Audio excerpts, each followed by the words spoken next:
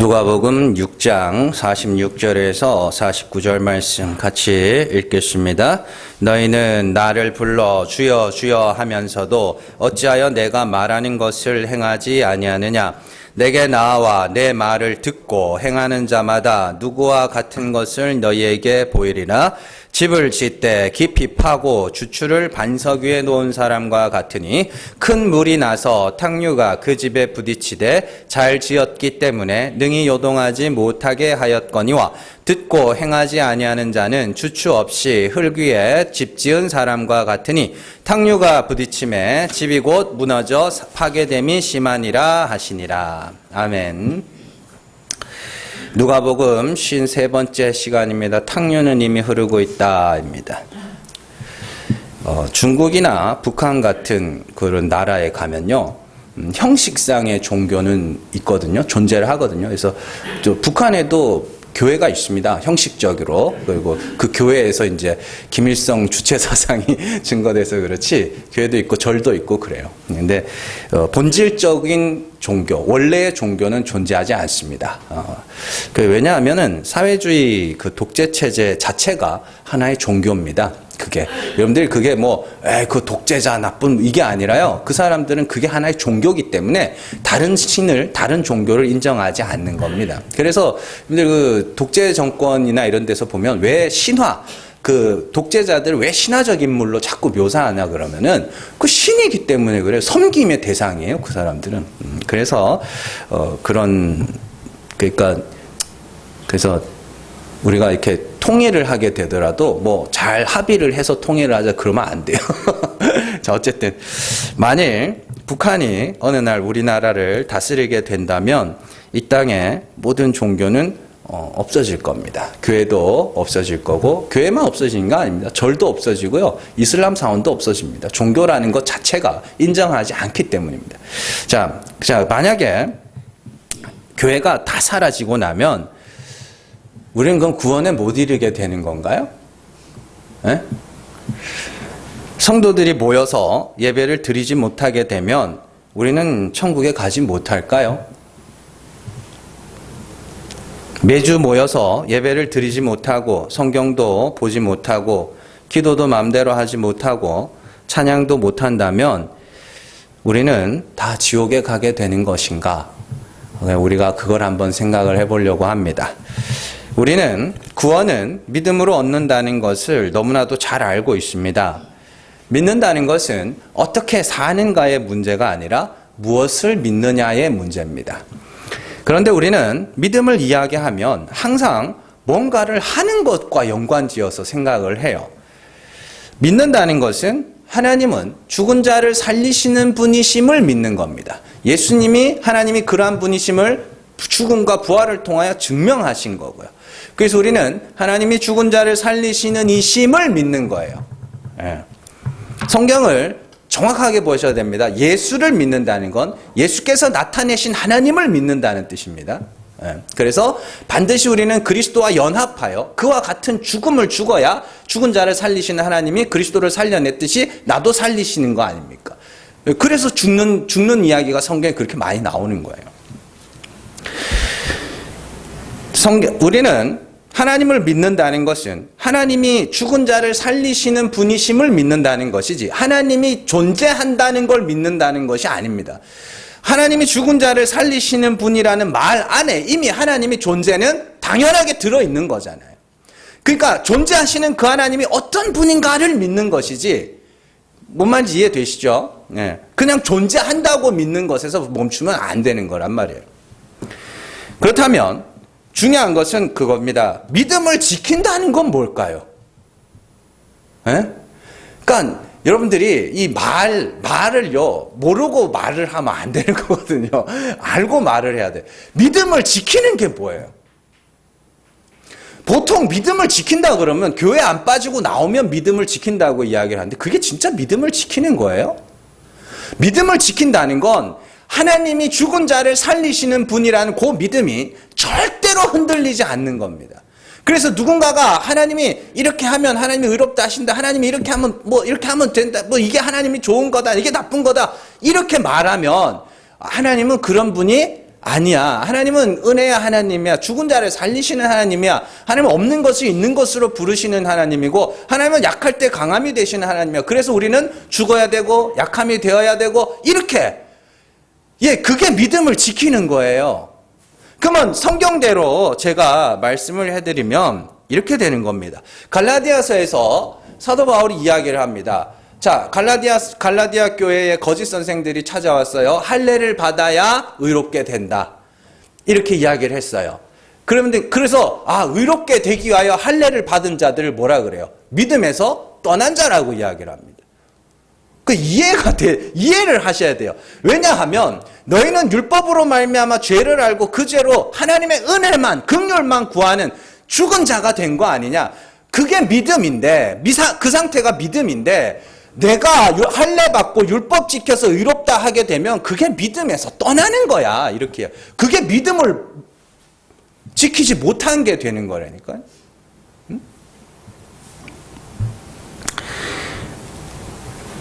왜냐하면 할례를 말하는 사람은 하나님을 죽은 자를 살리시는 하나님이 아니라 율법의 하나님으로 가르치고 있기 때문이죠. 그래서 믿음을 떠났다고 하는 거예요. 그리스도께서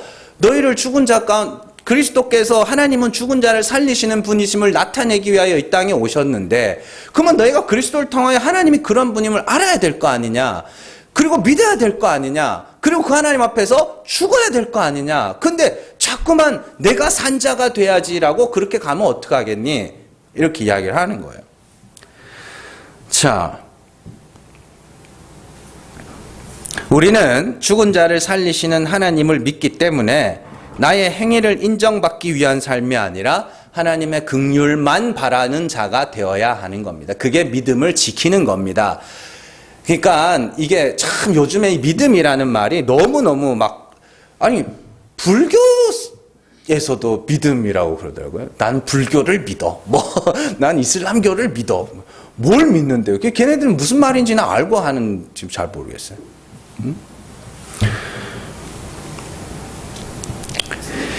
그렇다면 다시 처음의 이야기로 돌아와서 교회가 사라지면 우리의 구원도 같이 사라지는가? 그건 아닙니다. 그건 아니에요. 왜냐하면 교회를 다닌다고 구원을 얻는 것이 아니라 하나님이 죽은 자를 살리시는 이심을 믿어야 구원에 이르기 때문이죠. 그렇다면 교회의 역할은 뭐냐? 이게 되게 중요한데요. 자, 하나님이 믿음 없는 자들을 믿게 만들기 위하여 세우신 도구이며, 믿게 된 자들에게 진리를 가르쳐 거짓으로 넘어가지 않도록 하기 위한 도구예요. 도구라고요. 세상에 수많은 거짓 선지자들이 있어 하나님을 오해하게 만듭니다. 그런 가운데 진리를 전하고 가르쳐서 사람들이 거짓에 넘어가지 않도록 하는 것이 교회의 역할. 정확하게 말하면 믿음을 지키기 위한 뭐예요? 수단이에요. 그런데 많은 사람들이 교회 다니는 걸 신앙생활의 목적으로 생각을 하고 있는 거예요. 그래서 교회가 없어지면 마치 구원도 사라질 것처럼 생각합니다. 쉽게 제가 예를 들어서, 자, 대학에 들어가려면 초중고등학교를 나와서 시험을 쳐서 대학에 들어가야 됩니다. 그런데 초중고등학교만 나온다고 해서 모두가 대학에 들어가는 건 아니죠. 네. 반면에 초중고등학교를 나오지 않아도 홈스쿨이나 독학을 해서 검정고시를 거쳐서 대학에 들어가는 방법도 있는 것이죠. 그죠? 초중고등학교는 대학에 갈 지식을 쌓기 위한 가장 보편적인 수단일 뿐이지 유일한 수단은 아니게 되는 겁니다. 교회라는 것이 그렇습니다. 교회를 통해서 하나님이 어떠한 분인지 성경이 무엇을 말하는지를 배움으로 거짓 선지자들의 속임수에 넘어가지 않고 끝까지 믿음을 지키기 위한 하나님이 세우신 도구예요. 도구. 되게 중요한 도구. 여러분들이 생각하는 것보다 훨씬 더 중요한 도구. 교회를 다녀도 진리를 알지 못하고 올바른 믿음을 갖지 못하면 구원에 이를 수가 없습니다. 교회를 다녀도요. 반대로 교회가 사라진다고 해도 하나님이 성령을 부으셔서 성령을 깨닫게 하시고 올바른 믿음을 갖게 하시면 구원에 이를 수 있습니다. 그리고 그 믿음이 누군가로부터 다른 이들에게로 증거되면 그들이 또 믿게 될 수도 있는 겁니다. 다만 가능성이 굉장히 희박하다는 거죠. 그래서 일본의 기독교가 그렇게 됐거든요. 일본의 기독교가 이런 부분을 너무 강조한 거예요. 그러니까 교회의 필요성, 교회의 중요성을 완전히 무시를 했어요. 그래서 우치무라 간조라는 그 일본의 신학 박사에 의해서 무교회주의 그랬어요. 그래서 일본에 기독교인들이 있습니다. 교회가 없어요. 대신에. 그래서 다 신앙생활은 개인이 하는 거야. 뭐 그러면서 교회를 안 다니기 시작하고 개인적으로 신앙생활을 생각해요. 뭐 어떻게 지키기는. 그걸 어떻게 지켜요? 그래서 일본의 기독교는 그렇게 쇠락의 길을 가게 됐죠.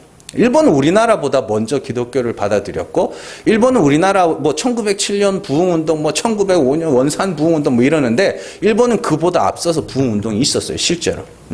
근데도 무교회주의가 되면서, 야, 이게 모이는 게 뭐가 필요해? 우리 한 사람 한 사람이 성경을 보고 신앙을 지키면 되지. 이런 무교회주의로 가서 기독교가 이렇게 사라져 버렸어요. 자. 그래서, 만일 북한 정권이 이 나라를 다스리게 되어서 교회가 사라지게 되어서 우리의 모임이 없어진다고 해도 우리가 올바른 믿음을 갖고 또 그 믿음을 지킬 수 있어요.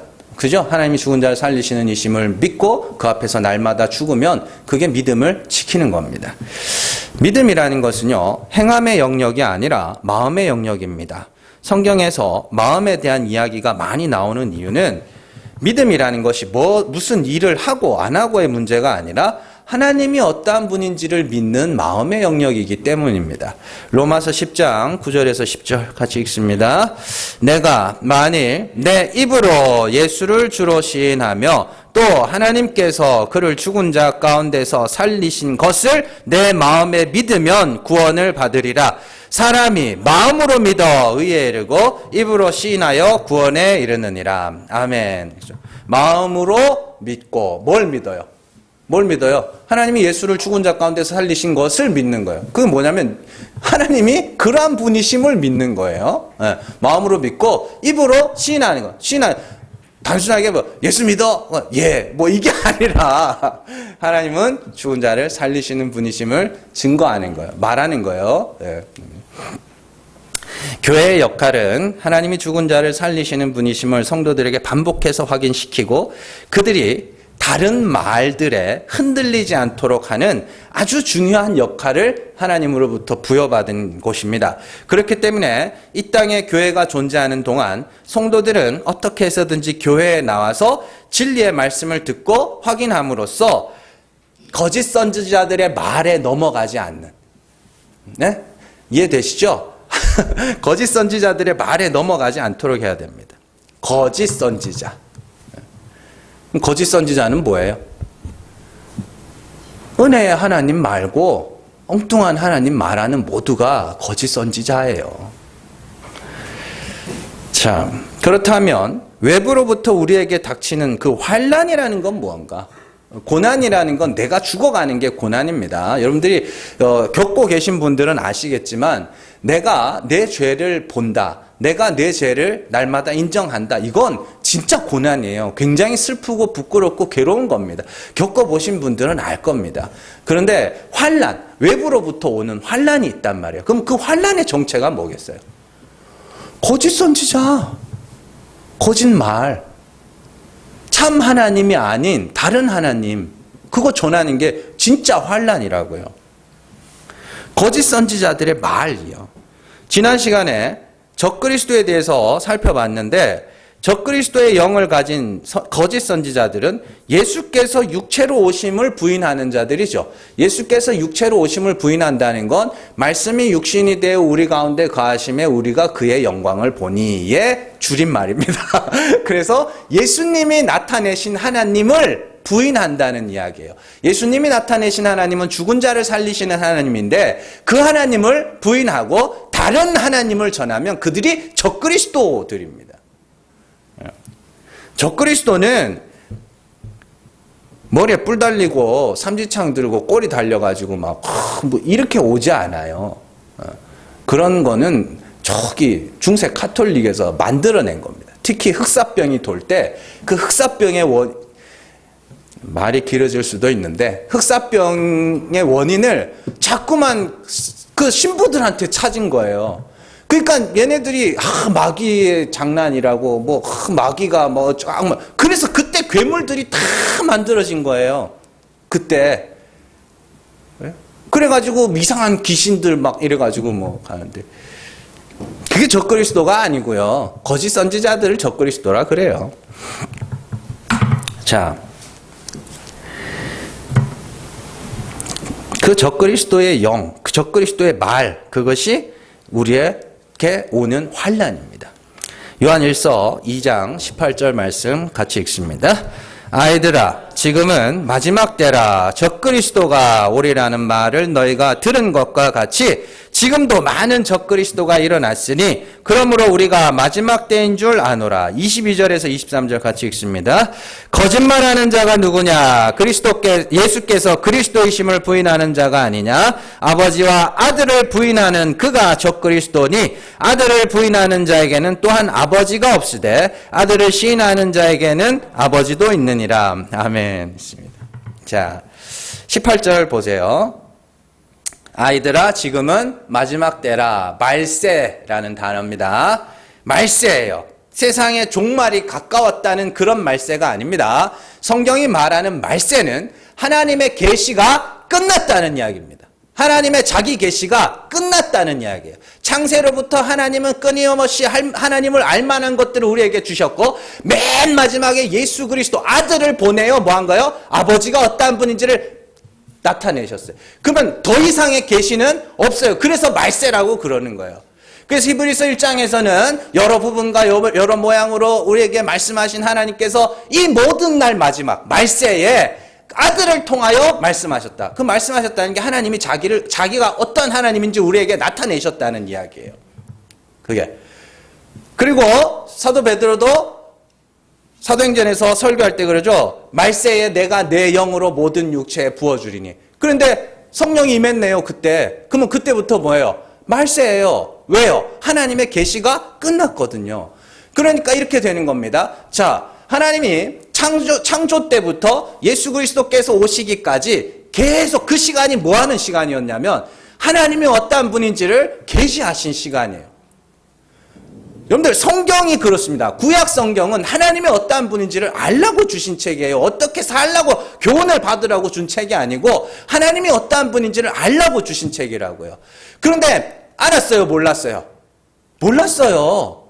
그러니까 맨 마지막에 어떻게 해요? 예수께서 오시죠.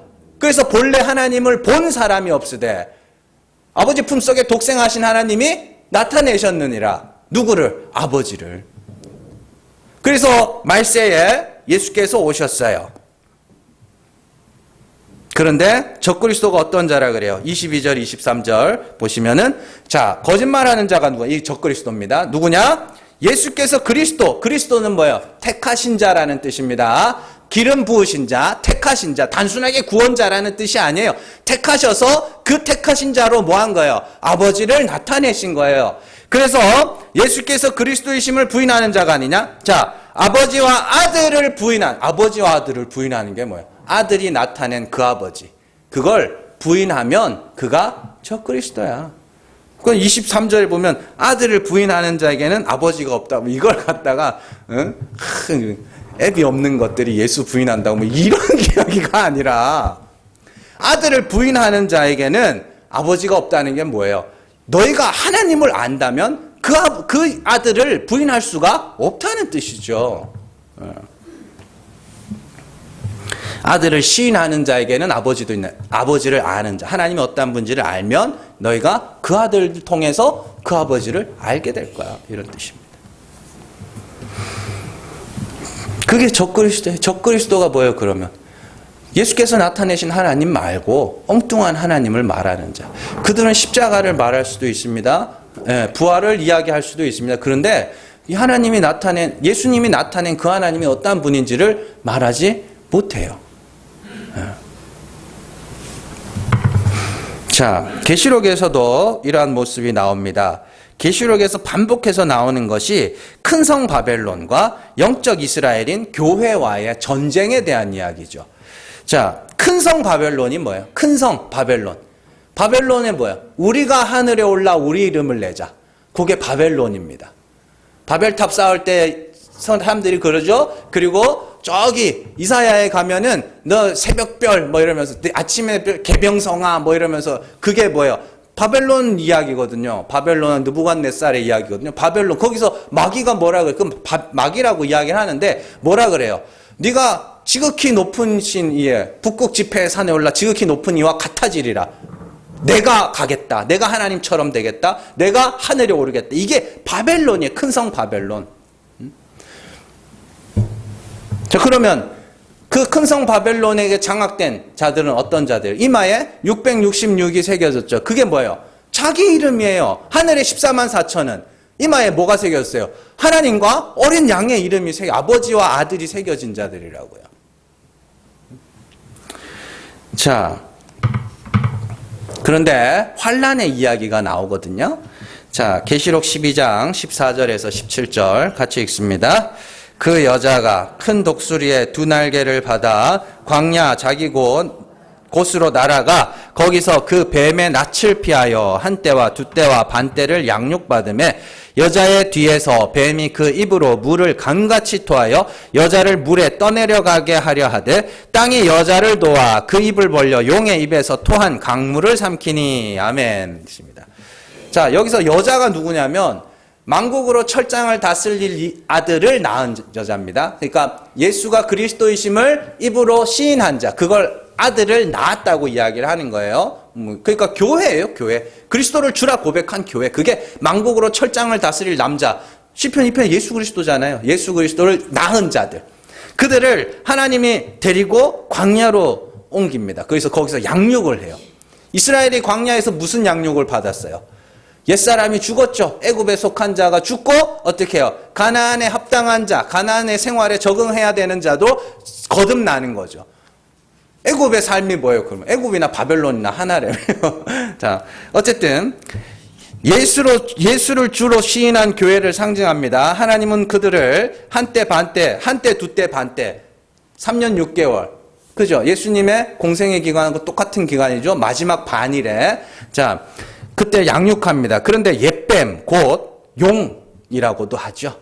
그리고 그 마귀가 물을 강같이 토해서 여자를 물에 떠내려가게 합니다. 물을 강같이 토한 게 뭐야? 잘못된 말, 오해된 하나님, 율법의 하나님 전하는 거예요. 말씀을. 근데 하나님이 그들을 어떻게 보호하셔요? 땅이 입을 벌려서 그 물을 삼키게 하죠. 그게 환상입니다. 그래서 보시면은 땅에서 올라온 짐승, 물에서 올라온 짐승, 그 다음에 용 이렇게 있거든요. 그래서 땅에서 올라온 짐승을 나중에 가면 뭐라고 하냐면 거짓 선지자라고 이야기를 합니다. 자, 이 환상을 오늘날의 언어로 해석하면 이렇게 됩니다. 하나님의 택하심을 받은 성도들은 예수께서 나타내신 하나님이 참 하나님이심을 마음으로 믿고 입으로 시인하는 자들입니다. 그런데 거짓 선지자들이 찾아와서 오해된 하나님을 말해요. 오해된 하나님을 말해요. 그래서 스스로 영생에 이르러야 한다. 우리 힘으로 의롭다함을 받아야 된다. 이렇게 사는 것이 하나님 앞에 의로운 거다. 그게 나쁘다는 게 아니라 그게 하나님이 인정하실 만한 의가 아니라는 거예요. 그러나 하나님은 택하신 성도들이 그 말에 넘어가지 않도록, 그게 땅이 입을 벌려 물을 삼키는 겁니다. 그 말에 넘어가지 않도록 그들을 지켜주시는 겁니다. 거기에 사용되는 것이 교회이며 참 선지자들인 것이죠. 이상에서 우리가 알 수 있는 것은 두 가지 있는데요. 첫 번째는 뭐냐면 성도에게 닥치는 진짜 환난은 변질된 말씀, 오해된 하나님입니다. 말세에 적그리스도의 영을 가진 거짓 선지자가 이미 일어났다고요. 요한의 때에 일어났으면 지금은 더 많을 거 아닙니까? 거짓 선지자가 일어나서 우리가 하나님을 오해하게 만듭니다. 그것이 우리에게 닥치는 진짜 환난이에요. 둘째로 물리적인 환난은 절대로 우리의 마음을, 우리의 믿음을 빼앗아 갈 수 없습니다. 물리적인 환난은 우리의 믿음을 빼앗아 갈 수 없어요. 뭐 진짜로 와가지고 어떤 사람이 막 두들겨 패가지고 머리 깎고 절간에 앉혀놓는다고 해도 내가 믿는 하나님을 그들이 뺏어갈 수 없다니까요. 그건 내 마음에서 일어나는 일인데 몸에 어떤 해를 가한다고 그 마음이 뺏길 수 없어요. 응? 너무 괴로워서 아이고 알았다 안 믿는다 뭐 그럴 수는 있겠지만 마음에 있는 건 빼앗아 갈 수가 없어요.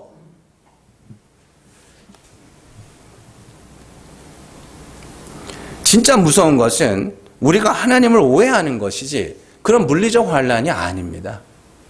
그렇다면 우리가 영적 전쟁에서 준비해야 할 것이 뭐냐? 우리의 믿음을 굳건하게 하는 거죠. 자, 베드로전서 5장 8절에서 9절 같이 읽습니다. 근신하라 깨어라 너희 대적 마귀가 우는 사자같이 두루 다니며 삼킬 자를 찾나니 너희는 믿음을 굳건하게 하여 그를 대적하라. 이는 세상에 있는 너희 형제들도 동일한 고난을 당하는 줄을 알미라. 베드로전서 1장 21절 같이 읽습니다. 너희는 그를 죽은 자 가운데서 살리시고 영광을 주신 하나님을 그리스도로 말미암아 믿는 자니 너희 믿음과 소망이 하나님께 있게 하셨느니라. 아멘. 자, 8절에서 너희 대적 마귀가 우는 사자같이 두루 다니며 삼킬 자를 찾는다고 합니다. 그러니까 마귀에게 넘어가지 않도록 하기 위해서 너희는 믿음을 굳건하게 하라 그래요. 근데 그 믿음이 뭔데요? 1장 21절에 나오잖아요. 하나님이 죽은 자를 살리시는 이심을 그리스도로 말미암아 믿는 자니. 그럼 우리가 믿는 게 누구예요? 하나님이죠. 근데 어떻게 믿게 돼요? 그리스도로 말미암아 믿어요. 어떤 하나님을? 죽은 자를 살리시는 하나님을. 그게 우리의 믿음을 지키는 겁니다. 자, 그렇다면 믿음을 굳건하게 하는 방법이 뭐냐? 뭐긴 뭐예요? 날마다 죽는 거지. 네. 날마다 죽는 거예요. 그리고 뭐 하는 거예요? 말하는 거예요. 그래서 날마다 죽는 건 약간 소극적인 방법이라고 하면 말하는 건 적극적인 방법이 되겠죠.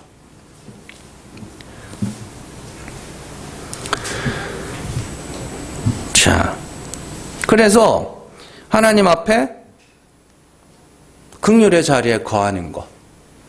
그래서 하나님, 날마다 내가 내 부끄러움과 내 죄와 내 허물들을 보면서 정말 나는 하나님이 불쌍히 여겨주셔서 예수 그리스도의 피로 씻어주셔야만 하는 죄인이네요. 이걸 배워가는 거예요. 배워가는 거라고요. 그게 날마다 죽는 겁니다. 뭔가 대단하게 뭐 어떤 일을 하는 게 아니라니까요. 그리고 여러분들의 삶을 통해서 여러 경험들을 통해서 내가 진짜 내가 이런 자였구나를 배워가는 거예요. 돌을 따듬어서 작품을 만드는 게 아니라요. 그 돌이 어떤 돌인지를 아는 거라고요. 그런데 마귀는 우리를 어떻게 넘어뜨리느냐? 열심을 내라. 하나님 앞에 당당하게 서라. 이렇게 사는 게 하나님 앞에서 칭찬받는 삶이다. 저렇게 사는 게 하나님 앞에 의로운 삶이다. 그게 맞는 말 같아도요. 그게 우리를 넘어뜨리는 거예요. 그럴 때마다 여러분들이 뭘 해야 되느냐?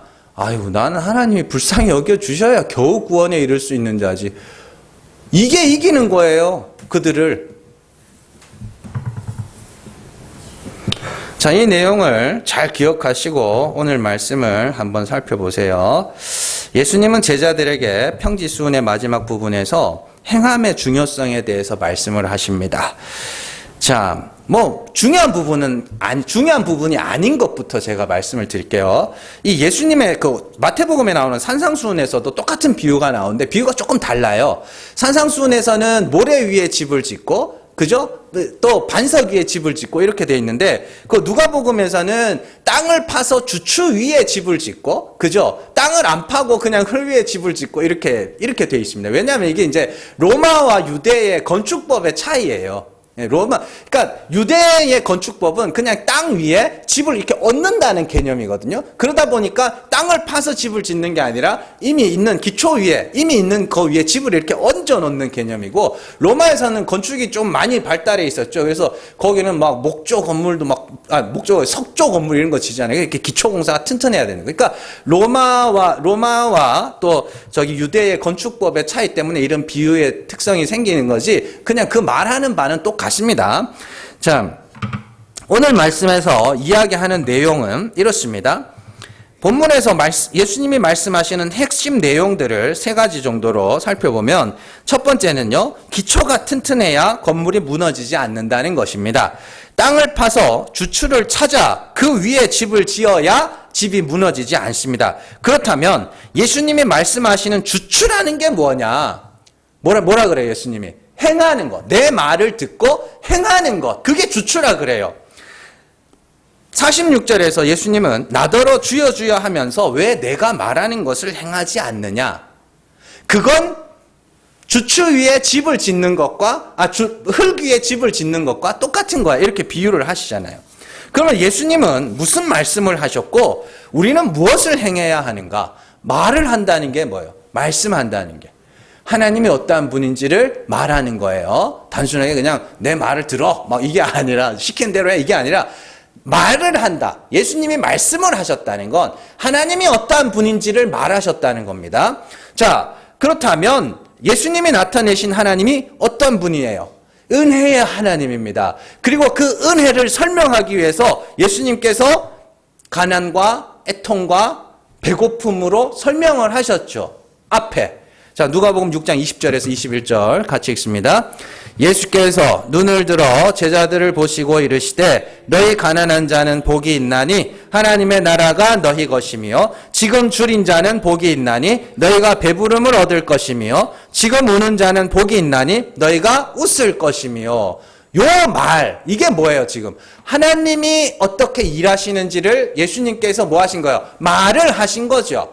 그러니까 내 말을 듣고 행하라는 건 뭐예요? 너희가 가난해져라. 애통해라, 배고파라. 이거예요. 하나님은 은혜의 하나님이기 때문에 가난한 자를 부욕해 하시고 줄인 자를 배부르게 하시고 웃는 자를 웃게 하심으로 그 은혜의 풍성함을 나타내고자 하시는 하나님입니다. 예수님이 하나님이 그러한 분이심을 말씀하셨으면 우리는 그 앞에서 뭐 해야 돼요? 예수님을 주여 주여 할 것이 아니라 예수님을 주여 주여 한다는 거 하면 예수님의 말씀이 맞습니다. 이거예요. 거기서 멈춰 있을 것이 아니라 뭐 하는 거예요? 가난해져야 될 거 아닙니까? 애통을 해야 될 거 아닙니까? 배고파야 될 거 아닙니까? 그게 다 뭔데요, 그러면? 가난해지는 게 뭔데요? 하나님 앞에 내놓을 게 아무것도 없어서 하나님의 긍휼만 바라는 상태를 가난이라고 그러고, 애통은 뭐예요? 내가 내 죄를 본다는 건 슬픈 일이에요. 하나님 앞에서 내가 죄인으로 드러나는 건 내가 애통해야 될 일이라고요. 그래서 맨날 구약에 보면 회개할 때 항상 나오는 게 뭐예요? 죄를 머리에 뿌리고 뭐 하는 거예요? 애통하는 거 아닙니까? 참회하고 통회하는 거. 하나님, 내가 죄인 맞습니다. 불쌍히 여겨주세요. 이게 애통이에요. 줄임은 뭐예요? 의라는 걸 먹고 자기 의에 배부른 자가 아니라 그걸 다 버리고 뭐예요? 하나님이 불쌍히 여겨주시지 않으면 나는 죄인일 수밖에 없음을 인정하는 그게 줄임이에요. 배고픔이에요. 그건 제가 이 평지순 할 때 다 설명을 해드렸죠. 그 행위가 우리의 주추이며 반석이에요. 우리 믿음의 근간입니다. 두 번째로 예수님은 주추 위에 집을 지어야 된다고 말씀하셨습니다. 그렇다면 집은 뭐예요? 믿음이요. 믿음이요. 하나님은 죽은 자를 살리시는 분이심을 믿는 믿음이요. 그러나 행함이 없는 믿음은 죽은 믿음이며 그저 하나의 지식에 지나지 않습니다. 성도는 이 땅에서 성령의 인도하심을 따라 날마다 죽음의 삶을 살아야 됩니다. 자신의 죄를 봐야 됩니다. 자신의 부끄러움도 봐야 됩니다. 그래서 만물 중에 찌꺼기처럼 여겨져야 합니다. 그래서 끝나는 것이 아니라 그래서 나는 하나님의 은혜가 필요한 자다. 이게 돼야 되는 겁니다. 그게 믿음을 지키는 것이며 그게 행함이 있는 믿음이에요. 자, 야고보서 2장 12절에서 14절 같이 읽습니다. 너희는 자유의 율법대로 심판받을 자처럼 말도 하고 행하기도 하라. 긍휼을 행하지 아니하는 자에게는 긍휼 없는 심판이 있으리라. 긍휼은 심판을 이기고 자랑하느니라. 내 형제들아, 만일 사람이 믿음이 있노라 하고 행함이 없으면 무슨 유익이 있으리요? 그 믿음이 능히 자기를 구원하겠느냐. 아멘. 야고보가 말하죠. 행함이 없으면 그 믿음은 아무것도 아니다. 죽은 믿음이다. 그러면 어떤 행함을 말해요? 거기 나오는 거예요. 12절. 심판받을 자처럼 말하고 행해라. 내가 심판받을 자처럼 말하고 행하면 그러면 어떻게 해야 돼요? 뭐 어떡하겠뇨? 불쌍히 여겨주세요. 잘못됐어요. 불쌍히 여겨주세요. 이것밖에 없죠. 판사 앞에서 형벌이 딱 떨어질 자가 됐어요. 그러면은 뭐 하겠어요? 아이고, 한 번만 봐달라고. 그게 심판받을 자처럼 행하는 거예요. 그 행함이 없으면 그건 믿음이 아니라는 거죠. 그러니까 딱 그냥 행함이 없는 믿음은 죽은 믿음에 딱 여기까지만 해놓고 그 행함은 인간들이 자꾸만 자기 생각으로 막 이렇게 해야 그게 믿음이 있는 거지. 저렇게 해야 믿음이. 그게 아니에요. 심판받을 자처럼. 정말로 판사한테 한 번만 봐달라고 하는 그 마음이 여러분들 안에 있어야 되는 겁니다. 그래서 여러분들은 반드시 율법 앞에서 죄인으로 드러나야 되는 거예요. 하나님 앞에서 완전 무결한 자가 되는 게 여러분들의 목표가 아니라 내 부족함과 내 죄를 너무 잘 알아서 하나님의 긍휼 아니면 구원에 이르지 못할 자로 그렇게 되는 게 우리 신앙의 목표예요. 목표. 왜요? 하나님이 그런 자를 구해내야 구원받은 자들이 아이고 하나님의 은혜가 나를 구원하셨습니다. 이거 될 거 아니냐고요. 거기가 천국이에요. 그래야 그 천국에 모여있는 사람들이 니 잘났니 내 잘났니 그걸 안 할 거 아닙니까? 그게 이사야에 나오는 천국의 비유고 곰하고 막 곰하고 사자하고 독사하고 어린애하고 양하고 막 모여 사는데 서로 해됨이 없고 상함이 없다 그러죠. 왜요? 다 죽어서 온 거거든요. 다 자기가 하나님의 은혜로 온 거거든요. 다 긍휼로 온 거거든요. 그러니까 서로를 헤아질 못하네.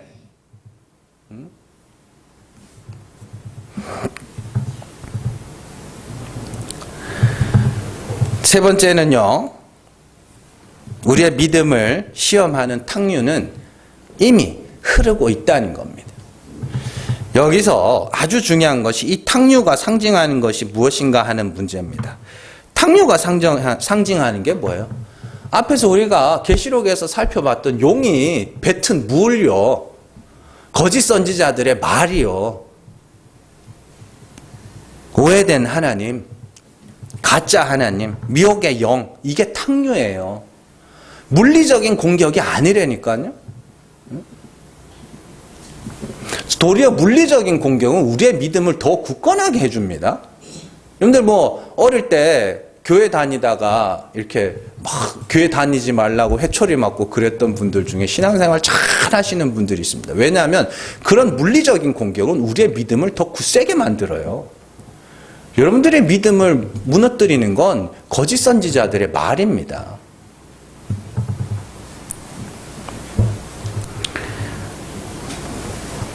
갈라디아서 2장 4절 말씀 같이 읽습니다. 이는 가만히 들어온 거짓 형제들 때문이라. 그들이 가만히 들어온 것은 그리스도 예수 안에서 우리가 가진 자유를 엿보고 우리를 종으로 삼고자 함이로되.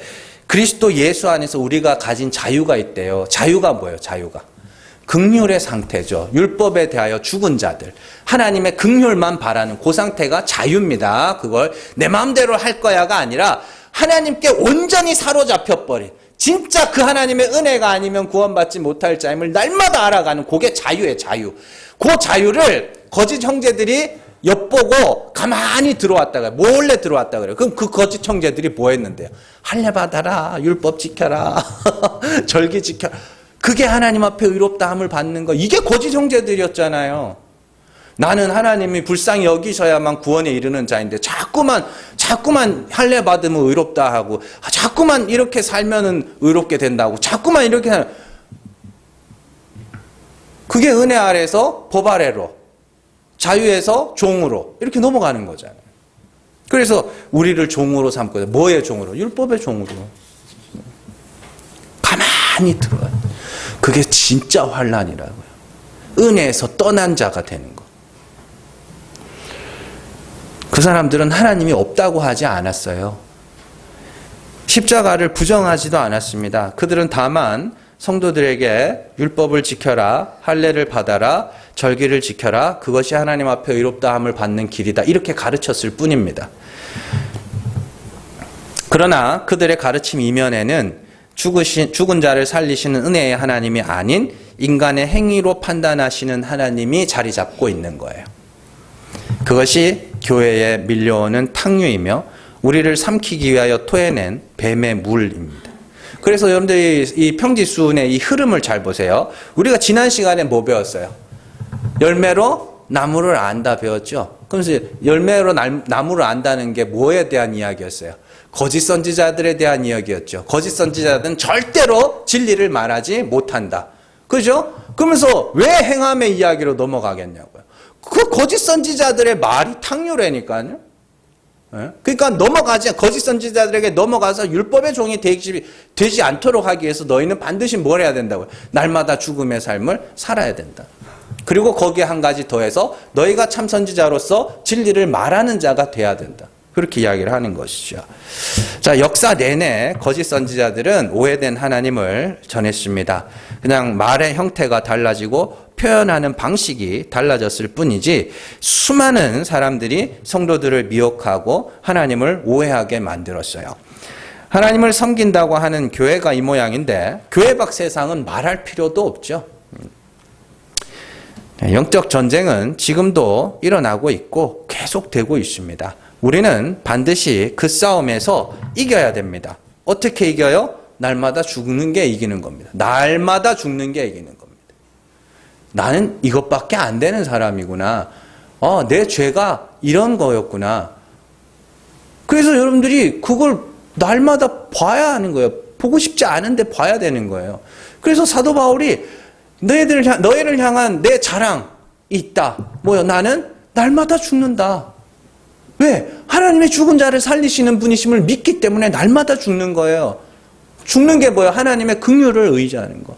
하나님, 아이고, 나는 하나님이 불쌍히 여기셔야 구원에 이를 수 있는 자입니다. 심판에 이를 자처럼 구하기도 하고 행하기도 하는 거. 바울하고 야고보는 서로 다른 말 하는 거 아니에요. 똑같은 말 하는 겁니다. 바울은 하나님은 죽은 자를 살리시는 하나님이라고 말하고, 야고보는 하나님은 가난한 자를 믿음에 부욕해 하여 하나님 나라를 주는 분이라고 하고, 그럼 똑같네요. 그럼 그런 관점으로 봐야지. 야고보는 이렇게 행함으로 이롭다함을 받는데, 바울은 둘이 신학이 다르다고. 다르게 뭘 달라? 똑같지. 바울은 날마다 죽으라고 하고, 야고보는 그냥 긍휼을 구하라. 그렇게 이야기를 하는 그 차이일 뿐이지 뭐가 달라요? 똑같지.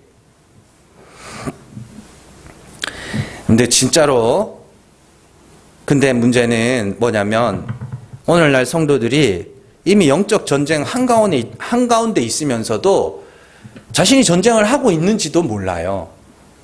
그냥 바람 불면 요동하는 바다 물결처럼 그냥 이 사람이 말하면 그래도 이렇게 갔다가 그냥 이 사람이 말하면 이렇게 갔다가 하나님이 뭐 이렇게 하면 복 준다 그러면 이렇게 갔다가 하나님 이렇게 하면 또 뭐 한다 그러면 이렇게 갔다가 그게 영적 전쟁에 휩쓸리는 거예요. 요동하는 물결이에요. 그게 하나님은 창세로부터 지금까지 죽은 자를 살리시는 은혜의 하나님이었습니다. 그분은 회전하는 그림자도 없고요. 요동하지 않으시고 굳건히 홀로 서셔서 지금껏 하나님은 죽은 자를 살리시는 하나님이었습니다. 우리의 눈이 잘못돼서 성경을 그렇게 읽었을 뿐입니다.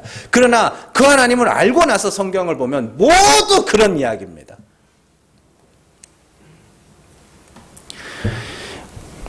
우리의 대적 마귀는 우는 사자처럼 삼킬 자를 찾는다고 하면 삼지창 들고 염소뿔 달린 시커먼 마귀만 생각하는데 그런 마귀는 없습니다. 그런 마귀는 그냥 게임에만 존재할 뿐이고요.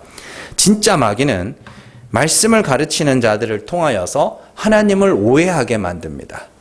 우리의 전쟁은 그런 마귀와의 싸움입니다. 에베소서 6장 11절에서 12절 같이 읽습니다. 마귀의 간계를 능히 대적하기 위하여 하나님의 전신갑주를 입으라. 우리의 씨름은 혈과 육을 상대하는 것이 아니요 통치자들과 권세들과 이 어둠의 세상 주관자들과 하늘에 있는 악의 영들을 상대함이라. 아멘. 우리의 전쟁은 혈과 육을 상대하는 게 아니래죠. 통치자는 혈과 육 아니에요? 그게 아니라 통치자가 뭐냐면 말씀을 가르치는 자예요. 이걸 그냥 통치자 해놓으니까 막 왕이 혈과 육이지 뭘. 말씀을 가르치는 자들, 권세들, 그 말씀의 권세들. 말은 힘이 있습니다. 그래서 여러분들이 어떤 말을 받아들이냐, 어떤 하나님으로 받아들이느냐에 따라서 신앙의 방향이 결정돼요. 그걸 권세라고 이야기를 합니다. 그래서 내가 하나님이 죽은 자를 살리시는 분이라는 확고한 소망, 확고한 믿음이 있으면 그 말씀이 내 안에 역사하여 뭐예요? 나를 죽음의 자리로, 그리고 하나님이 다시 살리심을 소망하는 자리로 끌고 가겠죠. 그런데 하나님이 어떻게 해요? 할례 받아야 되고 율법 지켜야 되는 하나님으로 내가 그렇게 받아들이면 그 말에 권세가 있어 나를 어떻게 해요? 그렇게 만들고 간다니까요. 자, 그리고 어둠의 세상 주관자. 어둠의 세상은 뭐예요? 하나님을 알지 못하는 세상. 그들을 주관자. 하늘에 있는 악의 영. 여기서 하늘은 저 하나님 그 하늘의 아랫하늘이라는 뜻입니다. 아랫하늘. 그걸 주관하고 있는 악한 영. 뭐예요? 말씀이에요. 말이에요. 오해된 하나님. 우리가 전쟁해야 될 대상 그거라고요. 하나님을 말하고 성경을 해석한다고 다 진리가 아닙니다. 참 하나님은 그리스도 안에 계신 참된 자. 예? 그리스도께서 나타내신 하나님. 그 하나님이 여러분들이 그리스도께서 나타내신 하나님이 참 하나님이심을 확신하고 그리스도와 같이 죽는 거예요. 그러면 그리스도를 죽은 자 가운데서 살리신 하나님이 그리스도와 같이 죽은 나도 살리시는 거예요. 그래서 심판받을 자처럼 날마다 내 죄와 내 허물들을 보면서 하나님 나는 정말 하나님이 불쌍히 여기셔야 하는 죄인입니다. 그러면 우리 마음이 누구에게만? 하나님께만 향해 있는 거죠. 그럼 두 마음은 뭐겠어요? 내게 의가 있는 거예요. 의지할 게 있는 거예요. 내게. 그게 두 마음이에요. 그게 깨끗한 마음. 하나님 한 분만 향하고 있는 그 마음. 재판정에서 판사 앞에서 선처를 구하는 자들처럼 그게 판사에게만 마음이 있는 거잖아요. 그게 우리의 마음이 하나님께만 있는 겁니다. 깨끗한 마음, 청결한 마음은 그런 마음이에요. 아무리 화려한 언변과 많은 지식과 유명세와 훌륭한 인격과 성품으로 다가와서 여러분들에게 말씀을 전한다고 할지라도 여러분들은 절대로 그 믿음이 흔들리면 안 됩니다. 누가 무슨 말을 해도 어떤 권위를 갖고 말을 해도 하나님은 죽은 자를 살리시는 은혜의 하나님입니다. 여러분들 절대로 이 영적 전쟁, 이 탕류라는 것을 절대로 무시하시면 안 됩니다. 날마다 죽고 날마다 하나님의 긍휼을 구하며 또한 더 나아가서 다른 이들에게 하나님이 은혜의 하나님이시며 죽은 자를 살리시는 긍휼의 하나님이심을 증거하면서 그 기본 위에, 그 기초 위에 정말로 올바른 믿음 끝까지 지켜내서 하나님 앞에서 정말로 주님의 이름을 찬송하면서 살아가는 저여러분들 되시기를 주님의 이름으로 축원합니다. 기도하겠습니다.